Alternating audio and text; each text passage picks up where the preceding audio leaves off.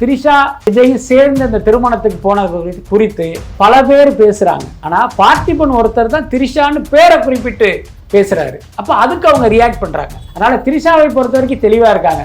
நம்ம பேரை குறிப்பிடாம யாராவது கருத்து சொன்னா அதை நம்ம கண்டுக்க வேணாம். நீங்கள் செய்த இந்த செயலுக்கு உங்களுக்கு நீங்க பூச்செண்டு கிடைக்கும் அப்படின்னு நீங்க எதிர்பார்க்க முடியாது. புரியுதா இல்லையா?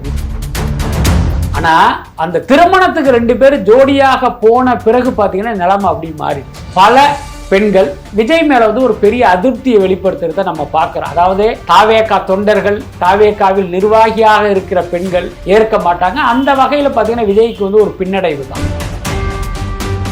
பிரியங்கா மோகன் அவங்கள நெகட்டிவா கேம்பெயின் பண்றாங்க அப்படிங்கிற மாதிரி நேத்தி ஒரு இன்டர்வியூல அவங்க பேசியிருந்தாங்க. விஜய் ரசிகர்கள் அஜித்தை தாக்குவாங்க, அஜித் ரசிகர்கள் விஜயை தாக்குவாங்க. இதெல்லாம் காலங்காலமா நடக்கிறது தான். ஆனா பிரியங்கா மோகனை பொறுத்த வரைக்கும் அந்த மாதிரியான இடத்துல அவர் இருக்காரா அப்படின்னா இல்ல. ஏன்னா அவரை பொறுத்த வரைக்கும் ஒரு சில படங்களில் நடிச்சாரு. ஆனா ஒரு நம்பர் 1 நடிகையாவோ நம்பர் 2 நடிகையாவோ இல்ல. இப்ப அவரை யார் போட்டியா நினைச்சு அப்படி பண்ணி இருக்க முடியும்?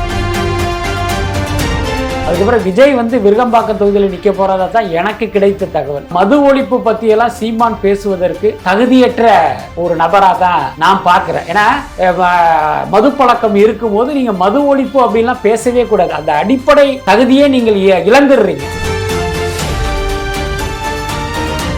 தமிழால் இணைந்த நல்லுள்ளங்களுக்கு தமிழறிவின் அன்பு வணக்கம். இன்று நம்மோடு சினிமா விமர்சகர் வலைபேச்சு பிஸ்மி இணைந்திருக்கிறார். வணக்கம் சார். வணக்கம். பிரியங்கா மோகன் பல சிறப்பான படங்களை நடிச்சிட்டு வந்துட்டு இருந்தாங்க. அவங்கள நெகட்டிவா கேம்பெயின் பண்றாங்க அப்படிங்கிற மாதிரி நேத்தி ஒரு இன்டர்வியூல அவங்க பேசியிருந்தாங்க. பட் அதே நேரம் கேட்டா அவர் குறித்து நெகட்டிவா இது பண்றாங்கன்னா அது ரசிகர்களுடைய வேலையா தானே இருக்கும். அதே நேரம் ஒரு முன்னணி ஹீரோவாக இருந்தால் அந்த போட்டி நடிகர்களுக்குள் ஒரு பிரச்சனை இருக்கு. உதாரணத்துக்கு சிம்பு ரசிகர்கள் தனுஷை தாக்குவதும், தனுஷ் ரசிகர்கள் சிம்புவை தாக்குறது, சிவகார்த்திகேயன் ரசிகர்கள் தனுஷை தாக்குறது, தனுஷ் ரசிகர்கள் சிவகார்த்திகேயனை தாக்குறதுங்கிறது சமூக ஊடகங்களில் தொடர்ந்து நடக்குது. விஜய் ரசிகர்கள் அஜித்தை தாக்குவாங்க, அஜித் ரசிகர்கள் விஜயை தாக்குவாங்க. இதெல்லாம் காலங்காலமாக நடக்கிறது தான். ஆனால் பிரியங்கா மோகனை பொறுத்த வரைக்கும் அந்த மாதிரியான இடத்துல அவர் இருக்காரா அப்படின்னா இல்லை. ஏன்னா அவரை பொறுத்த வரைக்கும் ஒரு சில படங்களில் நடித்தார். ஆனால் ஒரு நம்பர் 1 நடிகையாவோ நம்பர் 2 நடிகையாவோ இல்லை. அப்போ அவரை யார் போட்டியா நினைச்சு அப்படி பண்ணி இருக்க முடியும்? சார் இந்த விஷயங்களால, சங்கீதா விஜய் விஷயங்களால பெண்கள் வாக்கு ஏதாவது தாவேகாவுக்கு ஏதாவது குறைய வாய்ப்பு இருக்கா சார்? அதாவது சங்கீதா கோர்ட்டுக்கு போனாங்க. பெயர் குறிப்பிடாமல் ஒரு நடிகையோட இவருக்கு ஒரு உறவு இருக்கு அப்படின்னு சொன்னாங்கல்ல. அந்த கட்டத்தில் நீங்க பாத்தீங்க அப்படின்னா அது ஒரு பெரிய அளவில் ஒரு தாக்கத்தை ஏற்படுத்தலை. ஆனா இன்றைக்கு இவர்கள் இருவருடைய பிரச்சனை, விஜய் சங்கீதா பிரச்சனை நீதிமன்றத்தை நோக்கி சென்றதற்கு திரிஷாவுடைய நட்பு அல்லது அந்த உறவு காரணமா இருக்கு. ரைட்டா? இந்த நேரத்தில் இந்த மாதிரியாக வந்தது அப்படிங்கிறது அது ஏற்புடையது இல்லை. அதே நேரம் விஜய் ஒரு ஹியூமன் பீயிங் தானே. இப்போ உங்களுக்கும் எனக்கும் இருக்கிற அதே ஃபீலிங் தான் விஜய்க்கும் இருக்கு. ஒரு செலிபிரிட்டிங்கிறதுனால வேற மாதிரியெல்லாம் அவங்க இருப்பதற்கு வாய்ப்பு இல்லை. அதே நேரம் இன்னைக்கு தன்னுடைய அரசியல் பயணம் துவங்குகிற நேரத்தில் அதுக்கு என்ன காரணம் அப்படின்னா விஜய்க்கும் திரிஷாவுக்கும் ஏதோ ஒன்று இருக்குங்கிற மாதிரியான ஒரு அரசல் புரசலான செய்திகள் ஆல்ரெடி மக்களை போய் சேர்ந்துருச்சு. இவங்க அந்த பேரை மென்ஷன் பண்ணலை அப்படின்னாலும் அது பலருக்கும் தெரியும். அதே நேரம் அதை பாதி பேர் தான் நம்பியிருப்பாங்க. பாதி பேர் என்னன்னா நம்பி இருக்க மாட்டாங்க. இன்னும் சில பேர் அது வெறும் ஃப்ரெண்ட்ஷிப்பாக கூட இருக்கலாம், அதையே நம்ம தப்பாக நினைக்கணும் அப்படின்னு அவங்களே சமாதானப்படுத்தி இருந்ததெல்லாம் நடந்தது. அதனால் அந்த கட்டத்தில் விஜய்க்கு ஒரு பெரிய பாதிப்பு ஏற்பட்டிருக்காது. ஆனால் அந்த திருமணத்துக்கு 2 பேரும் ஜோடியாக போன பிறகு பார்த்தீங்கன்னா நிலைமை அப்படி மாறிடுச்சு. பல பெண்கள் விஜய் மேலே ஒரு பெரிய அதிருப்தியை வெளிப்படுத்துறத நம்ம பார்க்குறோம். அதாவது தாவேகா தொண்டர்கள், தாவேகாவில் நிர்வாகியாக இருக்கிற பெண்கள் இதை பெருசா தப்பா நினைக்க மாட்டாங்க. ஒருவேளை உள்ளுக்குள் இருந்தாலும் அதை வெளியில காட்டிக்க மாட்டாங்க. இன்னும் சொல்ல போனா சோசியல் மீடியால நம்ம பார்க்கிறோம் பல பெண்கள் அதை ஆதரிப்பதையெல்லாம் நம்ம பார்க்கிறோம்.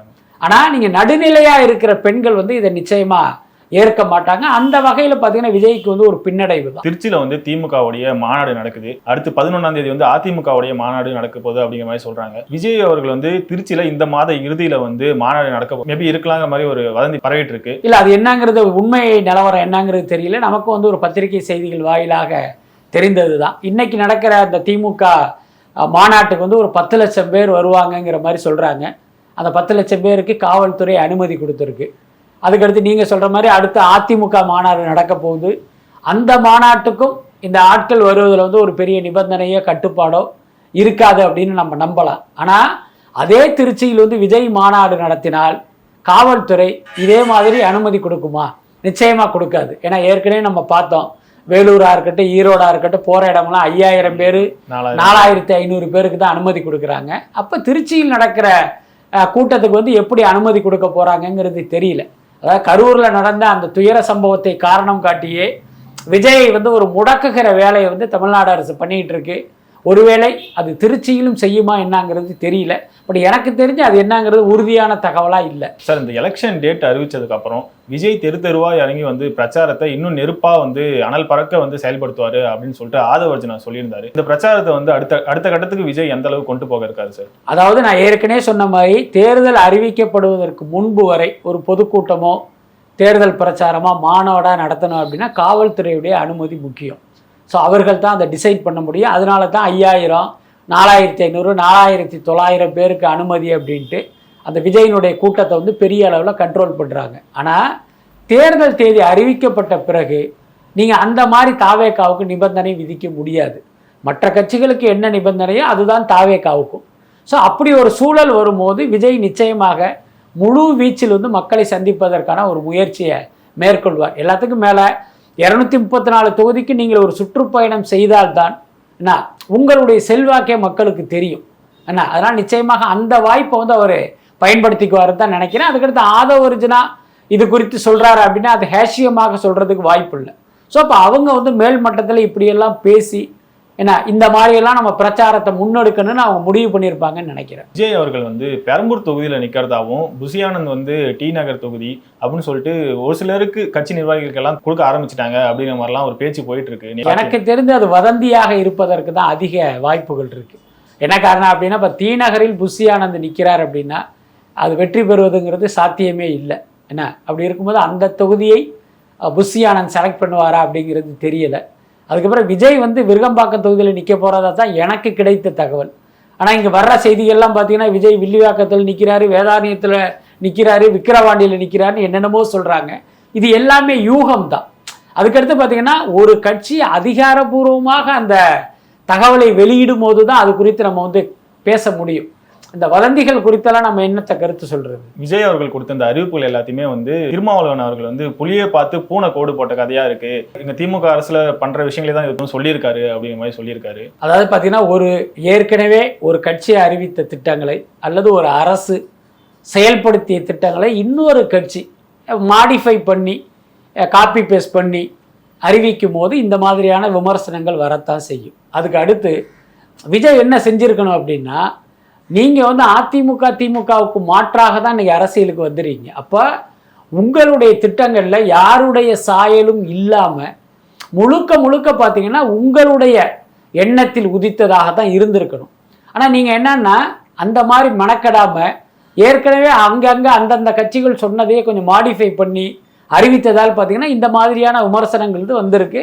அது வரத்தான் செய்யும். சார், நிறைய திட்டங்களை பார்க்கக்குள்ள ஆல்ரெடி திமுக கொடுத்த திட்டங்கள் தான் நிறைய திமுக அதிமுக கொடுத்த திட்டங்களே தான் கொஞ்சம் ஆல்டர் பண்ணி கொடுத்துருக்க மாதிரின்னு சொல்லிட்டு ஒரு விமர்சனம் வந்துட்டு இருக்கு சார். இல்லை, அது தவிர்க்க முடியாது. ஏன்னா இப்போ எந்த கட்சியுமே ஒரு இன்னோவேட்டிவாக ஒரு விஷயத்தை வந்து பண்ண முடியுமா அப்படின்னா அதுக்கான வாய்ப்பு வந்து ரொம்ப குறைவு. இப்போ உதாரணத்துக்கு இன்னைக்கோ நேற்றோ கூட செய்தித்தாளில் படித்த பஞ்சாபில் இருக்கிற ஆம் ஆத்மி அரசு பெண்களுக்கு வந்து மாதம் 1000 ரூபா உதவித்தொகை அப்படின்னு அறிவிச்சிருக்காங்க. அது தமிழ்நாட்டில் திமுக அரசு செயல்படுத்திய ஒரு திட்டம் தான். என்ன இப்போ அங்கே இருக்கிற அரசு பார்க்குது, ஆம் ஆத்மி அரசு இந்த பெண்களை கவரணும்னா என்ன பண்ணலாம் அப்படின்னு பார்க்கும்போது அடடா தமிழ்நாட்டில் இப்படி ஒரு ஸ்கீம் இருக்குது, அதை இங்கே நம்ம கொண்டு வருவோம் அப்படின்ட்டு அவங்க அங்கே கொண்டு வர்றாங்க. அதுக்கடுத்து பீகார் தேர்தல் வந்தது. நிதிஷ்குமார் என்ன பண்ணார், 10,000 எடுத்து கொடுத்தாரு. ஸ்டாலின் பார்க்குறாரு இப்போ என்ன பண்ணலாம், ஒரு 5000 இப்போ கொடுத்து வைப்போம் அப்படின்னு இப்போ சமீபத்தில் 5000 ரூபாய் வரவு வச்சாங்க. அதனால் ஒரு கட்சியினுடைய திட்டங்களை, அதாவது ஒரு அரசு செயல்படுத்துகிற திட்டங்களை இன்னொரு கட்சி சுவீகரிக்கிறதுங்கிறது இன்னும் ஒரு புது விஷயம்லாம் இல்லை. இதுக்கு வந்து ரொம்ப ஒரு பழைய உதாரணம் சொல்லணும் அப்படின்னா காமராஜர் தான் இந்த பள்ளி குழந்தைகளுக்கு மதிய உணவு திட்டத்தை கொண்டு வந்தார். அதனுடைய கான்செப்ட் என்ன அப்படின்னா, இப்போ நிறைய பேர் பார்த்தீங்கன்னா மதிய உணவுக்கு கூட வழி இல்லாமல் இருக்காங்க, ஏழைகள் நிறைய பேர் இருக்காங்க. நம்ம பள்ளிக்கூடத்தில் உணவு கொடுத்தா இவங்க எல்லாமே பள்ளிக்கூடத்தை தேடி வருவாங்க அப்படிங்கிறது தான் அவருடைய திட்டம். அதுக்கப்புறம் எம்ஜிஆர் என்ன பண்ணாருன்னா அதையே மாடிஃபை பண்ணி சத்துணவு திட்டம்னு ஒன்று கொண்டு வந்தார். புரியுதா இல்லையா? ஆனால் காமராஜர் கொண்டு வந்த போது அந்த திட்டம் போய் சேர்ந்ததை விட எம்ஜிஆர் கொண்டு வந்த சத்துணவு திட்டம் பரவலாக போச்சு. அதுக்கு என்ன காரணம்னா பெரிய அளவில் பார்த்தீங்கன்னா அதை பப்ளிசிட்டி பண்ணி மக்கள்கிட்ட போய் சேர்த்தாங்க. இப்போ நம்ம சொல்ல முடியுமா காமராஜருடைய திட்டத்தை வந்து எம்ஜிஆர் காப்பி அடிச்சிட்டாருன்னு? ஏன்னா அது யாருடைய திட்டமாக இருந்தாலும் மக்களுக்கு பலனளித்தால் சரிதான். ஸோ அந்த அடிப்படையில் தான் இவர் அறிவித்த திட்டங்களை நம்ம பார்க்கணும். சார் சீமான் அவர்களும் இதை பற்றி குறிப்பிட்டிருக்காரு. அதுவும் குறிப்பாக சொல்லணும்னா இலவசம்னு சொல்லி எல்லாருமே இலவசமாக கொடுத்தா ஆல்ரெடி வந்து 10 லட்சம் கோடி கடன் இருக்கு, இதில் இவரும் இலவசம்னு சொல்லி போயிட்டாரு அப்படின்னா நாடு வந்து கடன் மேலே கடன்லாம் ஆகிட்டு இருக்கும். அதுக்கு மாற்று வழியாக பெண்களுக்கு வேலை வாய்ப்பை ஏற்படுத்தி தர விதமாக பண்ணியிருந்திருக்கணும். அதே சமயம் பெண்களுக்கு வந்து பாதுகாப்பை உறுதி பண்ணுற விதமாக அந்த மதுவை ஒழிக்கிறத பற்றி ஏதாவது பேசியிருந்திருக்கணும். இதெல்லாம் எதுவுமே பேசாமல் இலவசத்தை இவரும் அள்ளி கொடுக்கறது சரியான முறை இல்லை அப்படின்னு சொல்லியிருக்காரு. அதாவது இந்த இந்திய தேர்தல் முறையில் பார்த்தீங்கன்னா இந்த மாதிரியான இலவச அறிவிப்புகள்ங்கிறது தவிர்க்க முடியாது. இன்னொரு பக்கம் வாக்குகளுக்கு பணம் கொடுப்பது, இதையும் தவிர்க்க முடியாது. இது ரெண்டுமே சரியான விஷயம் இல்லைங்கிறது வேற விஷயம். அதே நேரம் இந்த இலவச அறிவிப்புங்கிறத இன்னொரு ஆங்கிளில் பார்த்தீங்க அப்படின்னா மக்களிடம் வரிப்பணத்தை நீங்கள் வசூல் பண்ணுறீங்க, அதை நீங்கள் மக்களுக்கே திருப்பி கொடுக்குறீங்க. அதனால் இது மக்களுக்கு பிச்சை போடுறத நம்ம கொச்சைப்படுத்த வேண்டிய அவசியம் இல்லை. அதே நேரம் நீங்கள் மீன் கொடுப்பதற்கு பதில் தூண்டிலை கொடு அப்படின்னு சொல்லுவாங்க. அந்த மாதிரி இந்த மக்களுடைய வாழ்க்கை மேம்படுவதற்கான திட்டங்களை நீங்கள் முன்வைக்கிறது தான் சரியாக இருக்கும். அதில் எந்த மாற்றமும் இல்லை. அதே நேரம் பார்த்தீங்கன்னா இப்போ சீமான் சொல்கிறதுங்கிறது அவருடைய பெரிய புதிய கண்டுபிடிப்பெல்லாம் ஒன்றும் கிடையாது. அதுக்கடுத்து ஏன் அவர் வந்து இலவசங்கள் குறித்தெல்லாம் பேசுறது இல்லைன்னா அவர் வந்து நிச்சயமாக இங்கே ஆட்சியை பிடிக்கிற அளவுக்கு வெற்றி பெறுவதற்கு வாய்ப்பே கிடையாது. அது ரொம்ப முக்கியமான விஷயம். அதுக்கடுத்து நம்மளால் வெற்றி பெற முடியும், ஆட்சி அமைக்க முடியுங்கிற ஒரு சூழல் வரும்போது தான் மக்களை கவருவதற்கான விஷயங்களை வந்து இவங்க சொல்லுவாங்க. சீமானை பொறுத்த வரைக்கும் உங்கள் டெபாசிட்டை காப்பாற்றிக்கிறதே உங்களுக்கு பெரும் போராட்டம். அதனால் அவர்கள் பார்த்தீங்கன்னா இந்த மாதிரியான திட்டங்கள்லாம் நிச்சயமாக சொல்ல மாட்டாங்க.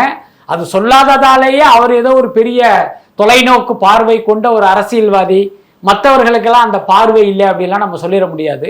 அதுக்கப்புறம் மது ஒழிப்பு பற்றியெல்லாம் சீமான் பேசுவதற்கு தகுதியற்ற ஒரு நபராக தான் நான் பார்க்குறேன். ஏன்னா தனிப்பட்ட முறையில் உங்களுக்கு வந்து மது பழக்கம் இருக்கும்போது நீங்கள் மது ஒழிப்பு அப்படின்லாம் பேசவே கூடாது. அந்த அடிப்படை தகுதியே நீங்கள் இழந்துடுறீங்க.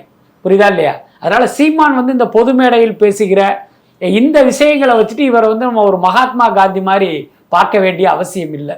சார் த்ரிஷா தரப்புல வந்து இந்த விஷயங்களை பத்தி எதுவுமே வந்து பேசல சார். இதுக்கு முன்னாடி வந்து நயினா நாகேந்திரன் சொல்லியிருந்தப்ப கூட அதுக்கு எதிர்வினை ஆற்றிருந்தாங்க. ஆனா இப்போ நடந்து கரண்ட்ல இந்த பிரச்சனை ரொம்ப சென்சிட்டிவா போயிட்டு இருக்க சமயத்துல இதை பத்தி எதுவுமே பேசாம இருக்காங்களே சார்? இல்லை, அப்படியெல்லாம் சொல்ல முடியாது. அவருடைய பெயர் எங்கெல்லாம் குறிப்பிடப்படுதோ அங்க வந்து அவங்க ரியாக்ட் பண்றாங்க, பண்ணியிருக்காங்க. இப்போ நயினார் நாகேந்திரன் வந்து த்ரிஷாவுடைய பெயரை குறிப்பிட்ட உடனே அவங்க ரியாக்ட் பண்ணாங்க. சங்கீதா அவருடைய நீதிமன்ற மனுவில் த்ரிஷா பேரையே குறிப்பிடலை, ஒரு நடிகையோடு அப்படின்னு தான் அவங்க நாகரிகமாக அதை மென்ஷன் பண்ணியிருப்பாங்க.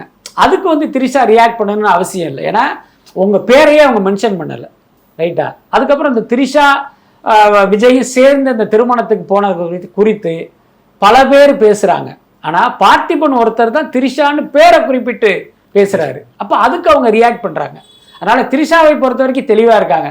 நம்ம பேரை குறிப்பிடாமல் யாராவது கருத்து சொன்னால் அதை நம்ம கண்டுக்க வேணாம். நம்ம பெயரை குறிப்பிட்டு யாராவது பேசினோம்னா அதுக்கு நம்ம ரியாக்ட் பண்ணணும் அப்படிங்கிறதுல அவங்க தெளிவாக இருக்காங்க. எல்லாத்துக்கும் மேலே நீங்கள் செய்த இந்த செயலுக்கு உங்களுக்கு வந்து நீங்கள் பூச்செண்டு கிடைக்கும் அப்படின்னு நீங்கள் எதிர்பார்க்க முடியாது. புரியுதா இல்லை? நிச்சயமாக விமர்சனம் தான் வரும், அதில் எந்த மாற்றமே இல்லை. அது எல்லாத்துக்கும் நீங்கள் ரியாக்ட் பண்ணிக்கிட்டும் உட்காந்துருக்க முடியாது. நம்ம ஒரு சரியான செயலை செய்து அதுக்கு வந்து ஒரு எதிர்மறையான விமர்சனம் வந்துச்சுன்னா நீங்கள் அதை டிஃபைன் பண்ணலாம். பட் நீங்கள் செய்த காரியத்தை வந்து அப்படியெல்லாம் பாராட்ட முடியாதுல்ல சார். விஜய் இந்த விவகாரத்தில் எந்த முடிவு எடுக்கலான்னு இருப்பார் சார்? இல்லை, அது அவருக்கு தான் தெரியும். பட் அதே நேரம் நம்ம யூகமாக சொல்லணும் அப்படின்னா இப்போ சங்கீதா விஜய்க்குமான அந்த உறவுங்கிறது கிட்டத்தட்ட ஒரு முடிவுக்கு வந்துருச்சு. அது நீதிமன்றத்துக்கு போயிடுச்சு. அங்கே என்ன முடிவு வரப்போகுது அப்படிங்கிறது தெரியலை. பட் அதே நேரம் இன்னைக்கு வந்து அவர் அரசியலுக்கு வந்திருக்காரு. அதனால் அவர் இனி எடுக்க வேண்டிய முடிவு அப்படிங்கிறது தன் நலன் சார்ந்து மட்டும் யோசிக்காம தன்னுடைய அரசியல் வாழ்க்கையும் மனசில் வச்சு அந்த முடிவை அவர் எடுக்கணும். ஏன்னா அது மட்டும்தான் இப்போதைக்கு நம்மளால் அவருக்கு சொல்ல முடியும். கண்டிப்பாக சார், நிறைய விஷயங்கள் ஷேர் பண்ணீங்க. உங்கள் நேரத்துக்கு ரொம்ப நன்றி சார். ரொம்ப நன்றி.